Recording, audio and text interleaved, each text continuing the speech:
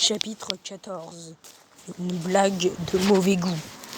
Un soir, Freddy s'ennuyait et proposa donc aux autres de faire une blague à Jérémy. Il consistait à lui faire croire qu'il était en danger dans la pizzeria. Cette idée amusa beaucoup Foxy et Bonnie, mais pas Chica. Elle trouvait que c'était trop méchant. Freddy se dirigea vers la salle de surveillance et fit un signe aux autres pour leur dire d'attendre le signal. Freddy activa sa boîte musicale et s'est mis à chanter une chanson qui créa une atmosphère pesante. Puis il entra dans la salle en hurlant. Jérémy, sur le coup de terreur, prit la première chose qu'il trouva et le balança sur Freddy. Bonnie arriva. Cette situation l'amusait. Il se mit à rigoler. Puis il se tourna vers Jérémy en lui disant « Franchement, on peut dire que le piégeur a été piégé. » Foxy arriva à son tour. « Regardez-moi ça, quel dommage, un nouveau costume. » Ils éclatèrent de rire. Puis Foxy reprit. « Ça va, Jérémy? T'as pas eu trop peur, encore une fois ?» Ils éclatèrent de rire. Encore une fois, ils éclatèrent de rire. Foxy se retourna et prit la pizza qui était toujours collée sur la tête de Freddy, tandis que Bonnie continuait de rire. Chica arriva elle aussi, mais elle fut la seule à prendre la défense de Freddy en criant sur les autres. « Je vous avais dit que c'était une mauvaise idée, et puis c'est pas une raison pour vous moquer de lui. » Une heure plus tard, cette histoire était oubliée, et ils recommencèrent à faire passer le temps et à s'amuser. Même si c'était complètement stupide, la moindre chose qu'ils pouvaient faire pour passer le temps les amusa. Et puis au final, il restait tout de même des enfants. Et les enfants s'amusaient avec un rien. Joyeux anniversaire. Chapitre 15. Joyeux anniversaire. Le lendemain, c'était l'anniversaire de Jérémy. Et pour cette occasion, Freddy et sa bande ont décidé de lui organiser un anniversaire surprise pendant ses heures de travail.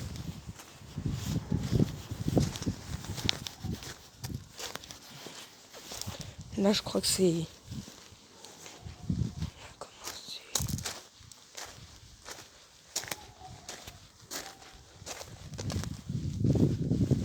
Attends, je sais plus. Ah ouais, c'est bon. Le lendemain, c'était l'anniversaire de Jérémy. Pour cette occasion, Freddy et sa bande ont décidé de lui organiser un anniversaire surprise pendant ses heures de travail. Ça faisait plusieurs nuits qu'ils essayaient de créer une chanson comme cadeau pour Jérémy et ils ont finalement réussi. Cette nuit-là, Jérémy partit dans la salle de surveillance tandis que les autres préparaient leur entrée.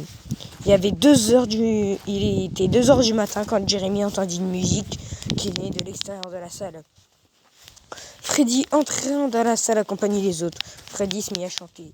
Pendant ce temps, Chica apporta la pizza préférée de Jérémy et Bonnie lui donna un chapeau comme avec les enfants. C'était sa façon de rigoler.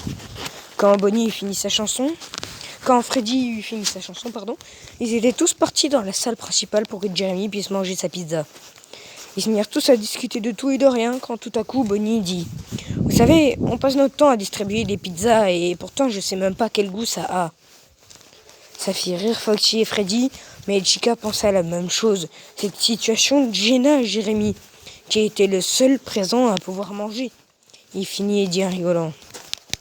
Bon, merci pour tout, mais je dois retourner travailler. David ne me paye pas pour rien. Les autres retournent se reposer. Il leur suffisait de se mettre en veille. Vers 4h, Foxy fut réveillé par une mélodie. C'était de la guitare. Il sortit de Pirate Cove, monta sur scène pour rejoindre les autres, mais il vit Freddy et Chica assis et ils fixaient quelque chose devant eux.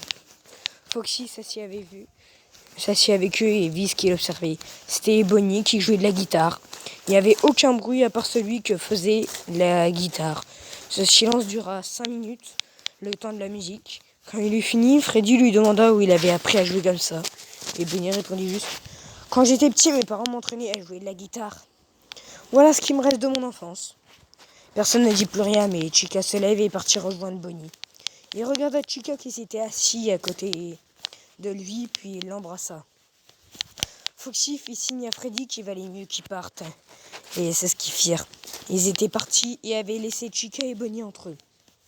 Foxy essaya de prendre un air amusant et dit « Je savais bien qu'ils allaient finir ensemble.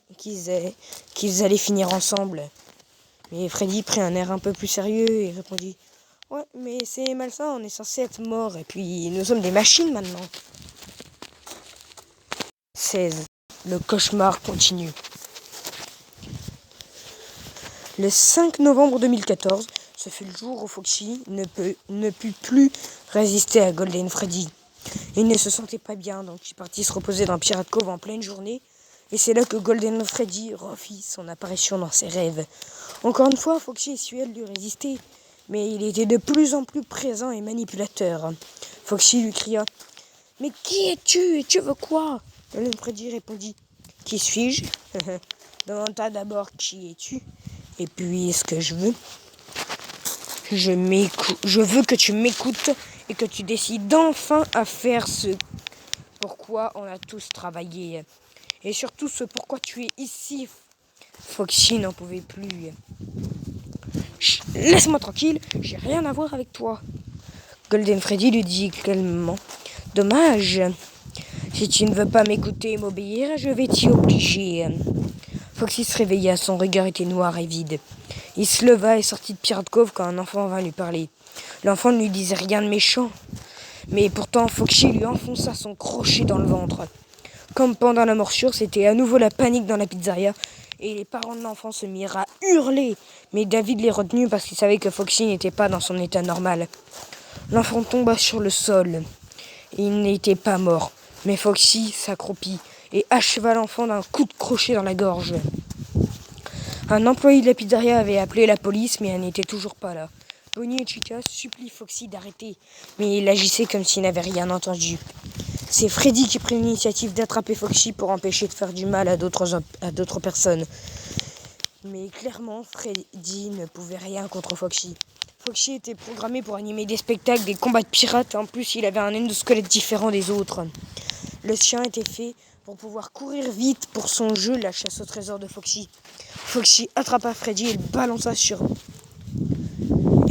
balança sur Bonnie et Chica, puis se dirige vers la sortie quand David attrapa le bras de Foxy et le supplia d'arrêter. Foxy eut pour seule réaction de dégager son bras et de continuer son chemin. Une fois arrivé dehors, il se trouvait entouré par la police et ils avaient été prévenus que Foxy était devenu dangereux. David sortit et insista pour que Foxy arrête, mais se retournant, lui trancha la gorge.